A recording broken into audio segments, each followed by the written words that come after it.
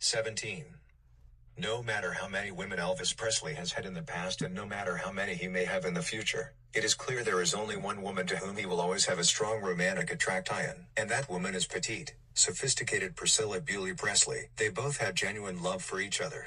And even though she left Presley for another man, no other man has had as lasting an influence in her growth as Elvis Presley. After all the glossy fan magazine pictures and stories are digested, it must be remembered that Presley virtually raised Priscilla from the time she was a 15-year-old schoolgirl until they finally split in an explosion of anger, selfishness and misunderstanding. The Presley groupies who chart both lives from day to day, often theorize that eventually, when Presley is 60 and Priscilla is 50, after a lifetime of doing their own thing apart, they may reunite. It is not an altogether bizarre theory. There is an incredible bond of loyalty between them, as well as their beautiful daughter. Neither will permit a word to be said against the other. Presley met Priscilla in Germany, in the closing months of his army service. Red recalls, I had got back to Memphis before Elvis. I was sort of causing a bit too much trouble in the bars, and I was getting nowhere fast. I left soon after a brawl in the Beck's Beer Bar with some bully they called the Mexican Bull. One of the customers who watched Red's demolition of the Mexican Bull that night was Joe Esposito, the sharp-witted recruit from Chicago who was later to pick up with Presley and become one of the boys. Diamond Joe was impressed with Red's action and in later years was only too happy to let him head up the Royal Bodyguard. Presley returned to Fort Dix, New Jersey, on March 3, 1960. Colonel Tom Parker had stoked the fires of publicity to hysterical proportions. Only World War III could have kept Presley off the front pages that day. Within a week, he was back in Graceland and had swapped his army boots for his blue suede shoes. Red, who was in Los Angeles at the time writing songs, soon made his way back to the Presley Mecca in Whitehaven. He had a girlfriend at the time, says Red, and I won't mention her name because what Elvis said to us all just might embarrass her, but he said, "It's about time I got a girl who was a bit more sharp." We didn't know what he meant, but after a while he kept on talking about this girl Priscilla he met in Germany after I left. When he told me she wasn't yet 15, I nearly had a heart attack. He assured me that this girl was different, much different from the average Memphis girl, and I was prepared to disbelieve him. Anyway, she had been introduced to him by a guy in special services by the name of Curry Grant. Elvis started to talk more and more about this girl as the year wore on, and I believe he even wrote her a letter, which I can tell you is almost unheard of for Elvis. A lot of things were happening. We started our movie schedules, kicking off with GI Blues, and we would always bring girls over to him. It's not that we were procuring, but he was still a little shy about making the first approach. That night they would be in bed. That charm, man, it just dripped off him. But he still always got back to talking about Priscilla. We were having a lot of fun those days in Memphis, when we weren't in Hollywood. Sonny had joined the gang, and we were at Wimpy Adams Amusement Park riding the cars and the roller coasters, and we were skating like fools at the Rainbow Skating Rink. Despite the many women Presley was seeing, he always harked back to the little girl in Germany. He made several long-distance telephone calls to her, and to the boys, Red, Sonny, Lamar Fike, Charlie Hodge, his cousin Gene Smith, Ellen Fortis, and a new addition, the Yankee, Joe Esposito. It seemed their boss was finally in love. Presley arranged for Priscilla, daughter of an Air Force captain who was later to become a colonel, to visit him over Christmas, 1960. Presley wanted to see just whether he was indeed in love, or whether he was just smitten by a fresh and beautiful schoolgirl. Sonny was at Graceland at the time. Elvis went to the airport alone to greet her, he says, and all the boys were in the living room at Graceland. We didn't know what to expect, but we were Southern boys, and a 15-year-old girl in Memphis was someone who giggled and talked about a boy's acne. Anyway, that afternoon, just before Christmas, he walks in with her. Man, she was everything he had said she was. She looked much older than 15, but not in a cheap way. She was very mature looking. She had been a child in the service and had lived all over. She knew nothing about men, hadn't any experience with them from what I know, but she seemed every bit as mature as all of us guys put together. Elvis had made arrangements with Priscilla's dad that his daughter would stay in Vernon's house. Vern was living with Dee in another house across from the back of Elvis's house at Graceland. There was a pasture and then Vern's house. The whole time she was there, about 2 weeks, it was a very quiet event. Dinners at home, small parties with the boys, and I guess we went to the amusement park and the movies. But no wild times. Priscilla had a very easy way with her. She had a nice easy laugh. She was neither overawed with Elvis and the boys nor uppity. She was just right. Man, she fit in perfectly. There was no doubt that Elvis had got himself a great chick. After Priscilla returned to Germany, Presley polled the boys on their reaction to her. It was the early days of the Memphis Mafia, and it was a lot more democratic than in years to come. Members of the entourage didn't necessarily say what they thought Presley wanted to hear. However, to a man they agreed that Priscilla was the greatest thing since fried chicken. Presley was quite impressed at their reaction. Sonny remembers that Presley made up his mind he couldn't go on living in the States if she was going to live in Germany with her parents. He started making arrangements, says Sonny, to have her come back to the States. He spent a lot of time talking to her father on the telephone. Now Captain Bewley was a pretty smart customer. He wasn't suddenly going to let his daughter wander off and take up with a sex symbol, just like that. Elvis really had to pour it on. Elvis told her father that he needed her, loved her and would respect her in every way that her father wanted her respected. He told him that he would marry her one day, and he undertook to put her through school. He would tell us that Priscilla was the one he wanted, because he thought he deserved something better than the girls he was running around with in Hollywood. Presley finally won over Captain Bewley. It was decided that Priscilla would live with Vernon and Dee and that Presley would put her through school. The boys were out in force to meet her at the airport when she arrived, and Sonny remembers she looked even better the second time around. Red saw her soon after. I was in the kitchen at Graceland, and I saw her there. Wow, every bit as good as the build up. The great thing about her was her easy manners. You always felt easy with her. She did look a lot older than 15, and she spoke a lot older, very sophisticated. Priscilla was a Catholic, so Presley had her enrolled at the School of the Immaculate Conception, which stood on the corner of Park and Lamar Avenues. The boys used to call it Virginity Row. At the beginning of her school days, Presley would often drive her to school in one of his huge fleet of cars. For the South in those days, it was somewhat bizarre, but there was very little comment in the press. Once again the skilled hand of Colonel Tom Parker was felt. Red and Sonny are still amazed that more was not made of the romance by the press. Even the fan magazines trod fairly lightly. Colonel Tom convinced everybody that Priscilla was living with Vernon and Dee, and that absolutely everything was above board. As soon as Priscilla was old enough to drive, Presley bought her first a Corvair and then a lavender Chevy Sports Coupe. She lived in a mansion, she had the best schooling, everything money could buy, and the sex symbol of all sex symbols as her romancer. What more could she want? As the years went on and Priscilla's personality developed, she found there was much more in life than just riches. She realized, right up until 1972, a virtual prisoner in a gilded cage. Presley always kept Priscilla on a pedestal. It was like everything he does, says Sonny. He got what he wanted, put it away in storage, and went on to something else. Priscilla could have anything she wanted, but the thing she wanted most was Elvis. In the last couple of years she was with him, he was away from her 85% of the time. She wouldn't see him for 7 weeks at a time. Then they would spend the weekend together and then he was off again. She could buy all the clothes and jewels she wanted and Elvis would not have said a word, but she didn't want that.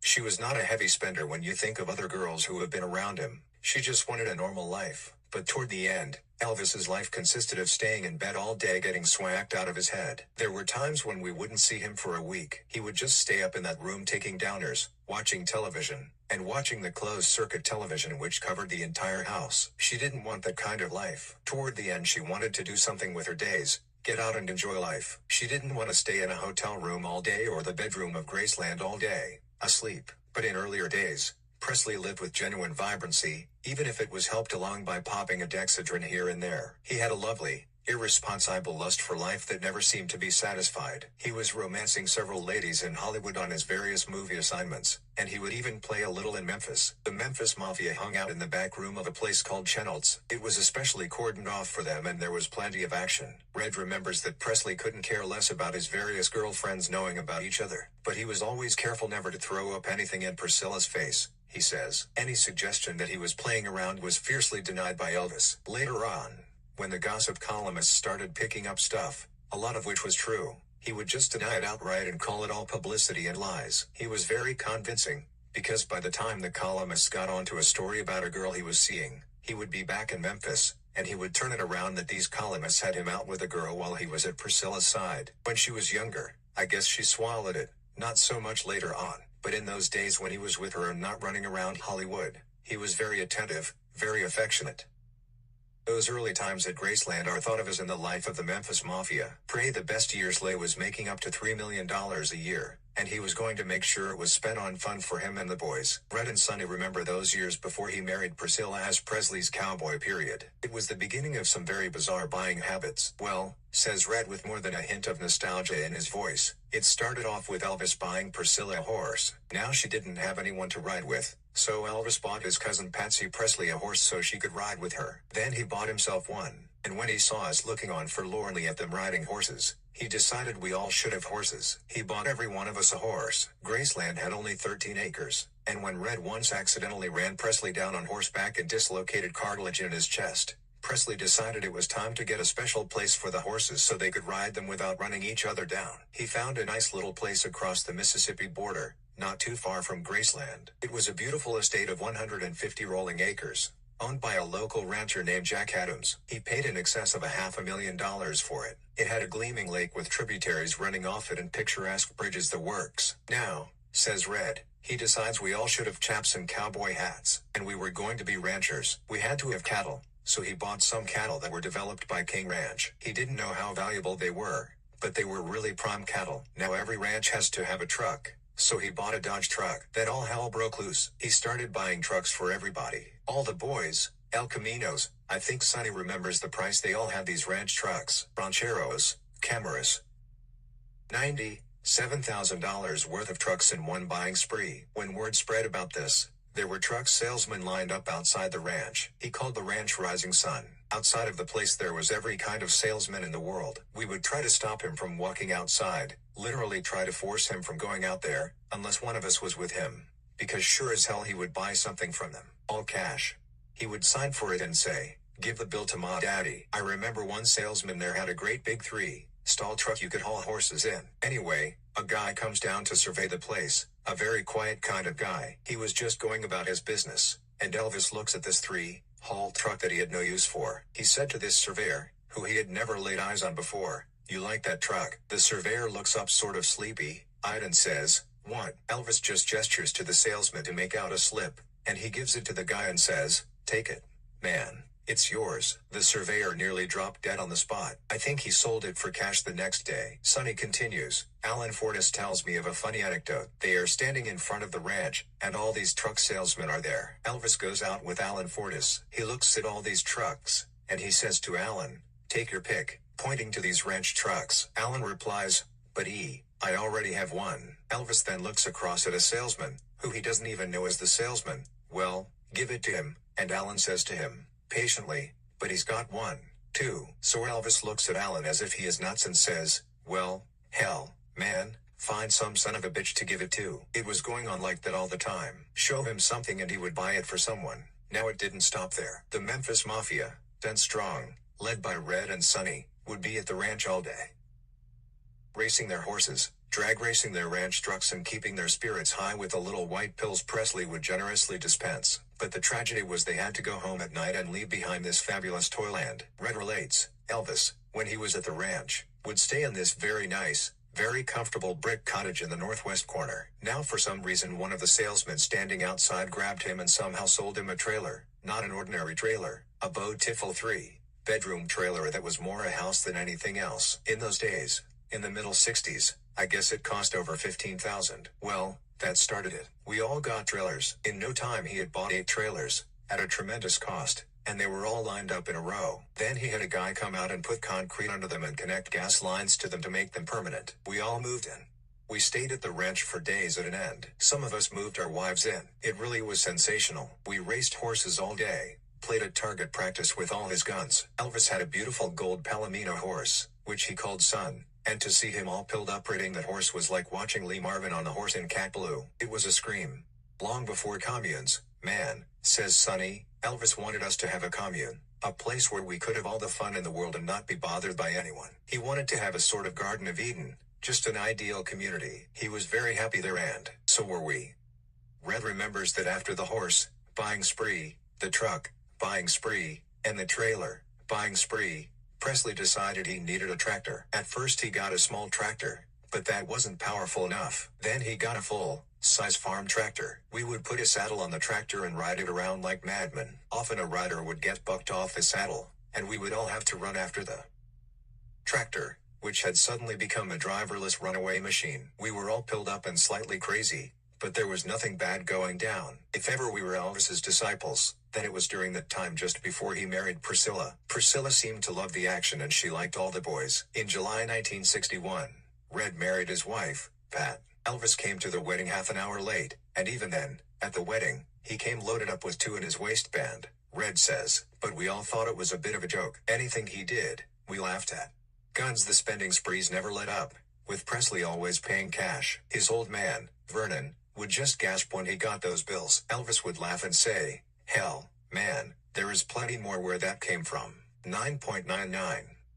Unlike other entertainers, Presley made no fancy tax shelters for himself. He has always let the Internal Revenue Service work out his tax return, and is probably the biggest individual taxpayer in the country. Red recalls that Presley always marveled at the case of Joe Louis, the fighter who made millions of dollars and woke up one morning to find that not only was he flat broke, he owed the Internal Revenue Service a fortune. That ain't going to happen to me, man, Presley would always say. You must understand that while a big thing was made of Elizabeth Taylor getting $1 million, Elvis was getting that for most of the pictures he made, says Sonny. That money was just piling up there in the damn bank account into millions. Elvis could not spend it fast enough. A lot of the spending sprees would follow a pill-taking spree, says Red. It's like a compulsion burning away inside of him, as when Elvis began by buying a horse and ended up buying the ranch. When the boys weren't at Rising Sun or Graceland, they hung out with their boss in Hollywood while he was making films. In 1966, Presley took his gang to Los Angeles and rented a huge place on Rocca Place in Bel Air. Priscilla was living with him on and off between trips to Memphis. On one particular night, Sonny was driving Presley in his custom-made Rolls-Royce limousine. We were going back to Rocca Place and it was one of those beautiful nights, he says, warm and clear. Suddenly out of nowhere Elvis says, this would be a great night to be driving a convertible. Bang.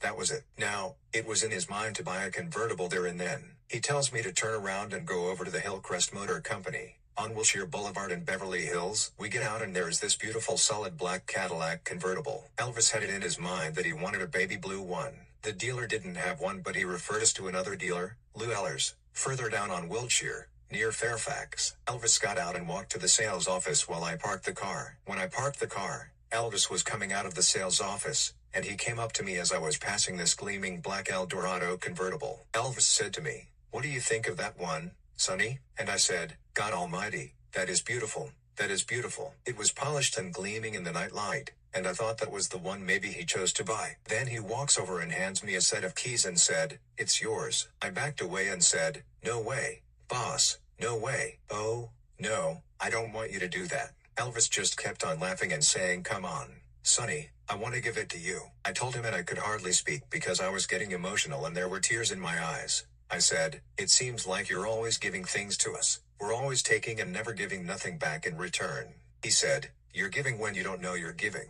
Giving. I have always had reports about you, Sonny, how you always speak up for me when I'm not around, and you never put me down. So I want you to have it, man. You deserve it.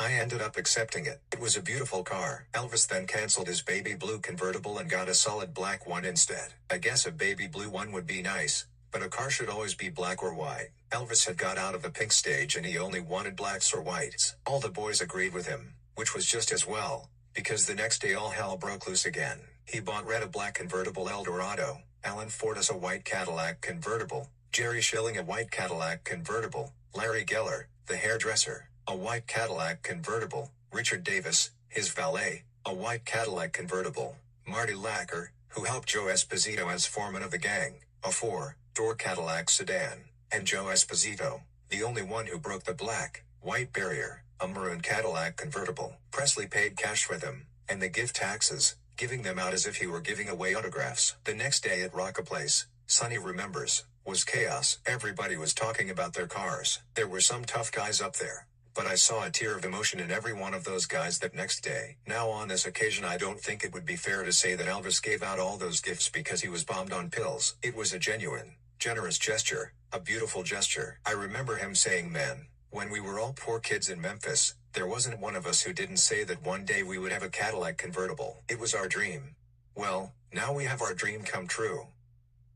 When I think back to that, I still can choke up, because he was really giving, man. Before the Cadillacs were the motorcycles, and that meant everybody would go through the motorbike stage. He bought 12 in one order. The store was so astonished, they demanded a telephone number to call back to because they thought the order might have been a hoax. On top of the motorbikes, Presley also bought a customized Greyhound bus for all through this time. Of course, Priscilla Bewley was not only growing up, she was growing into a mature woman, and one who was not satisfied with being Elvis Presley's girlfriend. She wanted marriage. Her parents were calling Presley to ask politely if he intended to behave honorably in the situation. Colonel Tom Parker wasn't too happy, either. So far, he had manipulated the press beautifully, but how long would it last? For everyone's sake, Colonel Tom wanted his boy Elvis and Priscilla man and wife. Presley had a long string of romances with well-known and not so well-known actresses, and both Red and Sonny remember overhearing several heated scenes between Presley and Priscilla. Red says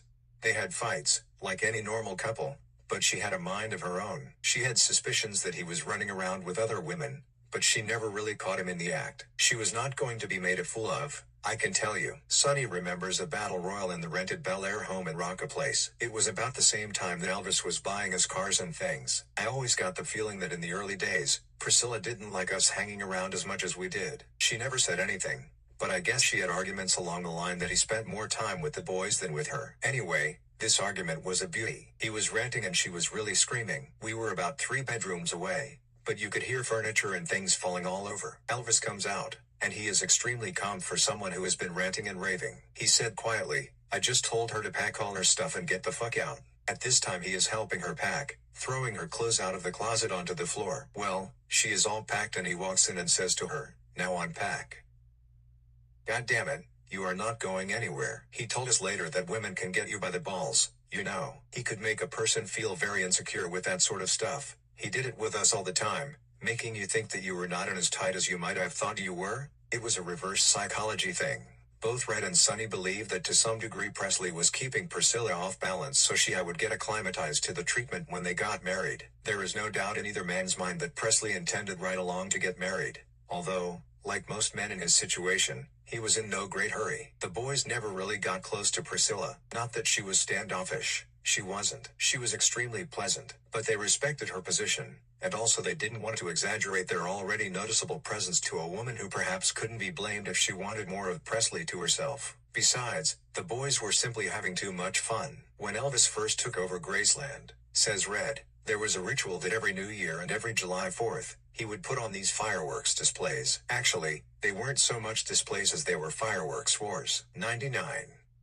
Presley would divide the boys up into 2 sides, dress them in gloves, football helmets and motorcycle helmets, set them about 20 yards from each other and let the fireworks fly. Red and Sonny marvel that nobody was ever seriously injured, because they would level arsenals of rockets and Roman candles at each other and blast away at point blank range for hours. I've backed into burning rockets and had my ass burn half off, Red says with a chuckle. I've seen Elvis bending over a giant rocket and the thing go off while he is leaning over it, nearly blowing his full head off. Sonny carries a scar on his chest to this day where one of us tried to blow a rocket through him. Roman candles would blow up in our hands. The house caught fire twice in these battles, and one time Sonny had to knock a wall down with a sledgehammer to get a hose to the fire. Vernon Presley would look on with some misgivings, to put it mildly. He would just gasp with horror at our antics, says Red. But Elvis was just having fun. Whatever would happen, he would say, give Daddy the bill, and there would be poor old Vernon going white. Old Vernon can be pretty tight with a buck, whereas Elvis just never thought about the price of anything. It was hilarious to see Vernon clap his hands to his head when he saw the spending and the damage in the waste and say, oh, lordy. He could be a very funny dude without trying. On one particular fireworks night, when everybody, including Priscilla, was standing around the kitchen, Vernon was the star of the show. Red recalls that Presley had bought little explosive pellets. They were things that you threw on the ground and they would explode, or you would put them under someone's feet, and when they stamped on them, they would explode. Well, anyway, Vernon comes into the kitchen, and there is a little bowl of these things sitting on the table. Sonny continues, well, now these things,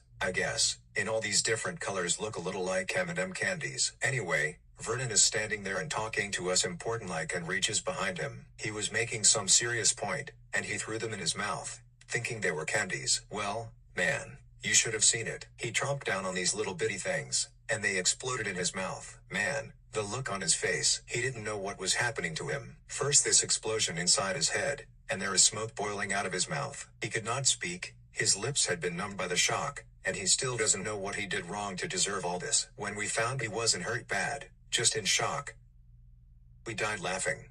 I mean, right to this day when I picture that scene I nearly collapse. Vernon used to tell that story, and when he told it, it was even funnier. You know, that night he stood next to that bull the entire evening trying to get someone else to fall for it.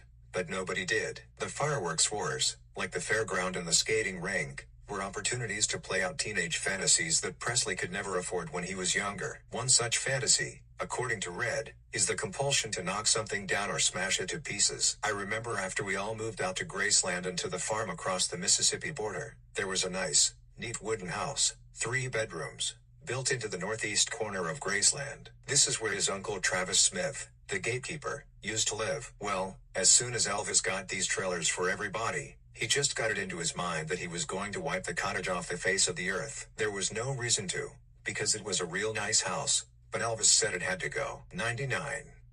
The morning after the decision was made, Presley mounted his small bulldozer, but it was obvious that it couldn't do the job, so he hired a full-size construction bulldozer. Red recalls, I got in the little one and Elvis got atop of the big one. He put a football helmet on for protection. I remember this day because Vernon Presley was sitting on the porch in a rocking chair dozing off. Elvis starts up the bulldozer and yells out to Vernon, "You better move, Daddy." Vernon asks why and Elvis says, "Because I'm going to knock the goddamn house down." Once again, Vernon gives one of those looks like, "Oh, Lordy," but he doesn't say anything. He knows too well for that now, so he just gets up and Elvis starts roaring away. We also lit the house and it was blazing like hell and he just bores into it, destroys it. At one time I was in the little bulldozer and he was in the big one, and I looked behind and the son of a bitch is pushing me into the burning house while I'm on this little bulldozer. He was laughing his ass off. He was having a great time. Anyway, in less than an hour we have just knocked the whole superstructure down to where it drops right into the basement and it's burning up a storm. As the thing is going up in smoke, we hear a fire engine, and the next thing,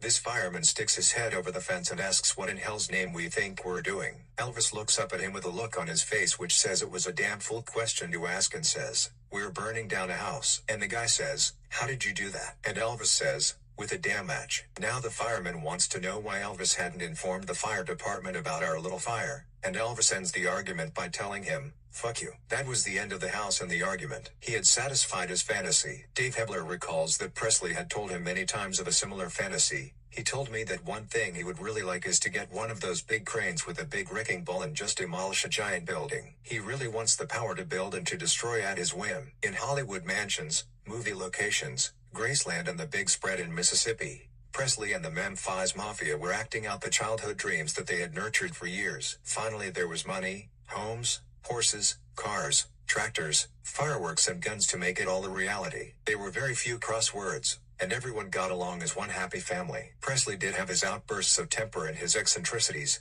but what superstar, then or now, did not? Looming on the horizon, however, was the inevitable marriage. Colonel Bewley and Colonel Parker were to get their way. For Red West, the marriage triggered the first real rift between him and Presley. It was between the movies Clambake and Speedway.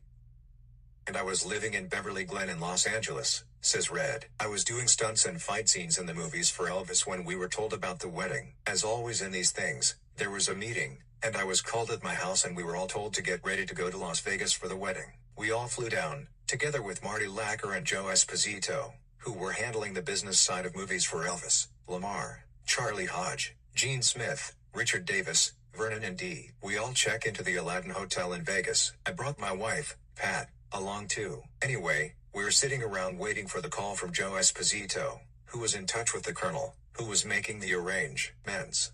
I'm sitting in my room and there is nothing happening. No telephone calls, nothing. So I go down to Joe Esposito's room, knock on the door, and he opens the door and he is all dressed up in his tux. I ask Joe what's going on. How come nobody has told me what time we're going to the wedding? Now Joe looks like he has swallowed a frog, and he tells me, "You all aren't going to the wedding. You're going to go to the reception. Marty and I will be there, but you will all be at the reception." I blew my fucking stack. I just went ape. I didn't care who heard me. I was really pissed off. The man brings us all the way to Las Vegas, and then we are told that we are not invited to the wedding. I suspected Joe and the colonel had fixed this up, and Elvis wasn't being thoughtful enough to make sure what is going on. Boy, was I mad. I went back to the room and told Pat, and she broke down and cried. It was the thought of it. Man, I wasn't interested in going to a reception. I wanted to be there at the time he was getting married. I thought we were that close. I thought we loved each other. I had tears in my eyes and I was very emotional. I just stayed in the damn room and heard about the marriage on television. They were married by a Supreme Court justice in a room at the Aladdin. What a kick in the teeth. I didn't go near the reception. As it turned out, I just wanted to get straight back on a plane to Los Angeles. As a matter of fact, I didn't even have any money on me, so I had to borrow $50 from a Memphis jeweler who had come down to lay on the ring. As it happened, the plane I got was the same flight that the rest of the wedding party caught. I didn't say 2 words to anybody. Vern and Dee were on the plane and we didn't even exchange a glance. As it turned out, I just ignored Elvis for a month or so. He had got on another plane owned and piloted by Danny Kaye, the comedian. They went to Palm Springs for their honeymoon.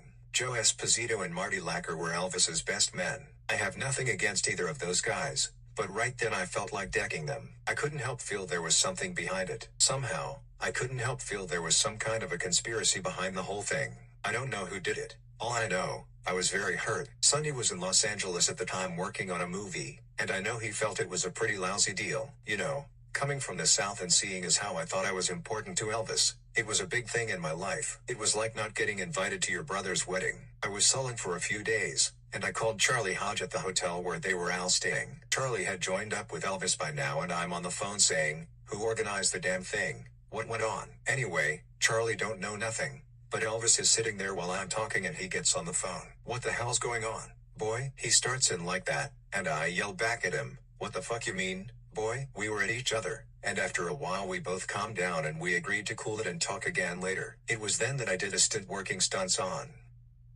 Bob Conrad's television show Wild West, but it all blew over and we got together after that. I was back on the payroll. In those days, in 1967, I guess I was making about $250 a week with Elvis. After leaving Palm Springs, Presley decided to go to the Bahamas to extend the honeymoon. He thought it would be like another Las Vegas, but when he got there he didn't like it. He was particularly disturbed at what he believed was the tense racial situation. So he went on to Hawaii with Priscilla and Joe Esposito and Jerry Schilling. Presley had wanted to go to Europe, but the Colonel dissuaded him, because he did not want to take the luster off Presley should he ever do a tour of Europe. So far, that has not happened. While in Hawaii, they attended a big karate tournament organized by Ed Parker, with whom Dave Hebler worked in the art. In the competition was a young man who was born in the islands, the champion karate expert for his height. He was a handsome, smiling young man, quiet in his manner, who stood 5'11" and weighed about 175 pounds. His name was Mike Stone. Presley met him and congratulated him on his fine performance at the exhibition. After his marriage, Presley, while affectionate and attentive, did everything possible to keep Priscilla away from his immediate places of work. She would come on location from time to time during his movies,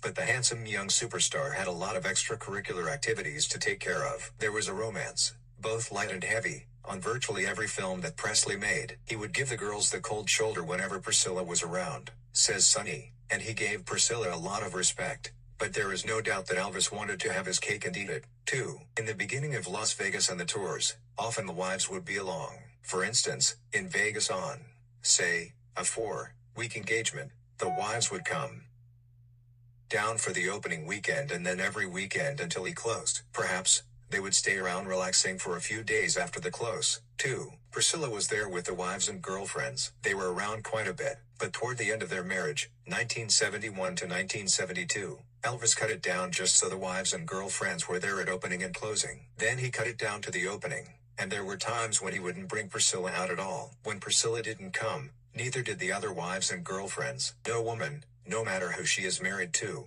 is going to take that. There were times when he wouldn't see her for maybe 7 weeks. How can a marriage last through that? It was a strain on the other guys, too. Joe Esposito's marriage broke up. So did Jerry Schilling's. I'm not saying they wouldn't have broken up anyway, but that separation had to contribute to it. I know that in 1975 my wife, Judy, and I separated. It was my own damn fault for just neglecting her. Elvis used to say to us, "You got to get away from your wives and kids now and then." But none of us wanted to. Priscilla was gradually getting more and more annoyed. He kept her in a doll's house, an ivory tower. He didn't want her hanging around the movie locations, because he heard that Hal Wallace, the man who produced most of his movies, had said that he would offer her a movie contract anytime she wanted it. Presley, according to the West Boys, did not like that talk. He didn't want his wife to have any career. A woman's place was in the home looking after her man when he was home. Sonny reports that Presley and the ones around him who weren't married took every opportunity to take advantage of their special position in the show business hierarchy. Oh,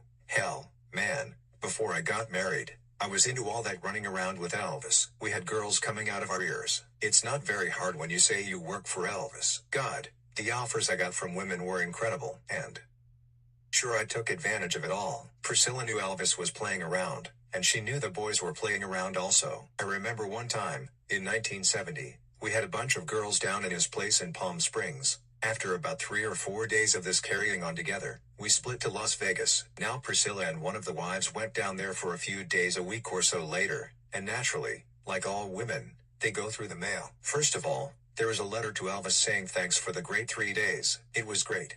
Let's do it again sometime. Well, there is a similar note left for me. Something like let's do it again, and it was signed Lizard Tongue. Well, Priscilla got on the telephone and crawled all over Elvis, and she wanted to know who Lizard Tongue was. There were so many girls around then, I'm damned if I remember who it was who was supposed to be Lizard Tongue. Elvis was laughing his head off, but when Priscilla started to crawl over him, he got right back at her and turned it around where she was almost apologizing for calling him. He told her that she should be more intelligent to take anything like that seriously with all the crazy fan mail he gets. I don't really know whether she believed it, but what I do know is that after I got married she told the story back to my wife, Judy, and intimated that we were all screwing around when we were on tour. For quite a while that put a bit of a strain between Priscilla and me. I didn't want her causing that kind of trouble. Also Judy, my wife, was under pressure. Whenever a new girlfriend or wife came into the crowd, a couple of the other women in the group were always putting them to the test. What they wanted to know was whether Judy loved me or was she just in the group to try and get to Elvis. I mean, Judy respected Elvis and everything, thought he was a great showman and a good guy, but that sort of stuff was ridiculous. When we were living in the same home as Elvis in Los Angeles on Montevideo Road, there was quite a bit of tension between Priscilla and Judy. One day I'm with Elvis, I think we were at the doctor's together. Anyway, we get this call and they're at each other's throats. Priscilla is threatening to use karate on Judy, and Judy is yelling that she doesn't care. Go ahead and try it. So we raced up there to calm them down. Elvis thought it was pretty funny. It was just a case of two women being in the same house. Later on, after Priscilla left Elvis, she sort of apologized for the way she acted toward Judy. We realized that Priscilla was under a lot of pressure too. In January of 1972, Presley was halfway through his act at the Hilton International Hotel showroom, when he took a break to introduce some members of the audience, among whom was a rich and respected record producer. Let's call him Bill Heck, which is not his real name. With him, acting as bodyguard companion, was a handsome, well-built Hawaiian. His name was Mike Stone. Presley remembered him from Ed Parker's tournament in Hawaii, where he and Priscilla had been on their honeymoon. Presley gave him a lavish introduction and said with a smile of affection, "This man is the world champion bad guy. He is one of the greatest karate talents in the world. There is nobody like him." Later Heck and Mike Stone came backstage. In Presley's dressing room were Red West, Sonny, Lamar, Presley, Priscilla and a few members of the band. The record producer, says Sonny, was a weasel. He kept on boasting that he had the baddest bodyguard in the world, and he is kind of trying to build himself up on Mike's reputation. He's telling everybody that Mike Stone is a real killer. Mike is sitting there very quiet, and you could see this sort of talk is embarrassing the hell out of him. Everybody in the room was embarrassed. Red and Sonny felt like throwing Heck through a wall. Presley finally cut off the conversation by saying with a smile, "Karate don't beat a gun, man." Mike Stone smiled politely and agreed, "You're right." After a while Mr. Heck seemed to be aware that he was not welcome and left. The boys and Presley cornered Mike and started to talk enthusiastically about karate. Presley mentioned that he wanted Priscilla to learn karate, and in a loose sort of way it was agreed that Mike would give Priscilla lessons at the studio of Chuck Norris, a well-known owner of a big chain of karate studios. Presley invited Stone up to the Hilton with some other karate experts, and they showed some films of a tournament in Japan. Throughout all these meetings, Stone was the essence of quiet humility. Occasionally he talked to Priscilla, and within about 3 weeks she became his karate student. Once or twice Stone dropped by the house while he was giving her karate lessons, but, Red recalls, there was nothing in his behavior to suggest a romance. Sonny says that all the meetings seemed very innocent, but, he adds philosophically, apparently at one stage or the other the karate lessons got a bit out of hand. For his part, Presley had every reason to trust Priscilla. She had never given him the slightest cause for suspicion. Once, when he was on location for a movie, Priscilla had been taking modern dance lessons from a male dance teacher. It was a completely innocent association, but somehow a private detective close to the Presley camp took it upon himself to report to a Presley attorney that Priscilla was leaving the dance instructor's home in the early hours of the morning. The attorney reported this to Joe Esposito, who in turn faithfully relayed the information to Presley. The West boys recalled that Presley exploded. "He crawled all over Joe," says Sonny, although Joe had nothing to do with it. He told Joe to tell the lawyer to keep his nose out of his wife's affairs and stop spying on her. Both West boys recalled that Presley was secure in his trust. The first hint that romance was blooming between Priscilla and Mike Stone came to Red from the maids. I just started hearing a lot of shit. Nothing straight out, but they were kind of letting me know that they had seen Mike up at the house a lot more than we figured. Red was certain they were having a romance and even bet Joe Esposito $100 to back up his theory. He won the bet. Sunny was the next to get the drift of what was going on between them. Sometime after she started taking lessons from Mike Stone, she went off to Chuck Norris's studio one afternoon for her usual lesson. Anyway, that afternoon, Elvis wanted her for something and told me to get hold of her. We called Chuck's studio and she wasn't there. We were told she went to a karate tournament. We rang the place where the tournament was held and she wasn't there either. I had a feeling that it was about to come out. I told Elvis we couldn't get hold of her because Chuck's line was busy. I was just playing for time. I didn't want to be the one to start any trouble. Anyway, a little later the red light goes on in the main room of the house at Monovale Road. That meant somebody was at the gate. I figured it was Priscilla. So I beat everyone out there so I could tell her what was going down, sort of prepare a story, I suppose. I got to the gate, poked my head inside the car window and said, "Elvis has been trying to find you." We called Chuck Norris's place and there was no answer. Take it from there. She didn't say anything to me, but she got the message. She went into the den and he said, "Where you been, Nungan?" That was his nickname for her. She just said, "Oh, I went to a karate tournament." He didn't question her and that was it. I think she saw right then that us guys were pretty loyal to her and weren't about to go tattletaling. She knew that we understood what she had been going through. He wasn't spending any time with her at all. To Priscilla's credit, she was not going to have a romance behind Presley's back. Soon after, it was evident to the boys that she was close to Mike Stone. They remember the night in Las Vegas when she finally told him that it was all over between them. Red recalls, "We weren't there, of course, but it appears she told him between shows at the Hilton." Priscilla and the wives, my wife, Pat, was there. Were having dinner at Leonardo's, the Italian restaurant at the Hilton. I was with E up in his room. He just told go down and get Priscilla. I went down and told her Elvis wanted to see her. Whatever happened up there? Priscilla later told my wife, Pat, that he made love to her, very forcefully. He took her right on the spot when he knew another man was in the picture. Me. After the show, Presley gathered the Memphis Mafia around him, Red, Sonny, Lamar, Charlie Hodge, Joe Esposito. It was a summit meeting. He told them, "Well, another man has taken my wife." Everybody was quite shocked at his direct speech. There was silence in the room. Red thought back to a time when Priscilla had asked Presley that she be allowed to come to Las Vegas more often to be with him, and Presley had said to Red, "I wish she would find someone else to mess around with and quit bugging me." 99 With that thought in mind, he tried now to save Presley's face a little in front of the boys. He said, "Hell, man, ain't that what you wanted?" Presley replied somberly, "Not that way, man, not that way." The meeting broke up quietly and Presley went to bed. Both West boys believe it took a lot of courage for Priscilla to tell Presley that she was leaving him for another man when she could have cheated on Presley indefinitely without anybody giving her away. She could have screwed around on him, says Sonny. "I remember one night I came back from Las Vegas unexpectedly and was at the house. She came in and was shocked to see me. I looked outside and Mike Stone was driving her Mercedes." Priscilla was a bit embarrassed and said, "You remember Mike, don't you?" We shook hands.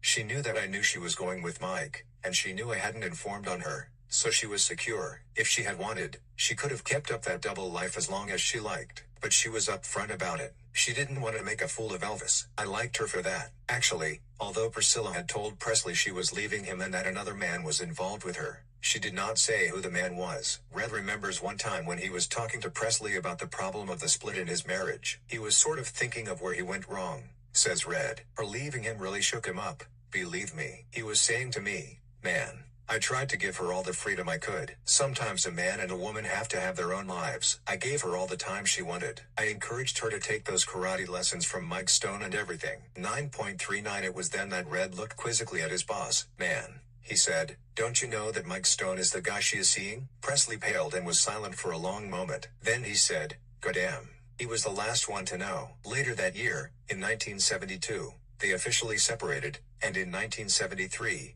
after a generous settlement, they got a divorce in Santa Monica court. Presley left the divorce proceedings with his arm around her. Many people believe that Priscilla and Presley are still very much in love. Nobody knows except the parties involved. But it just might be true.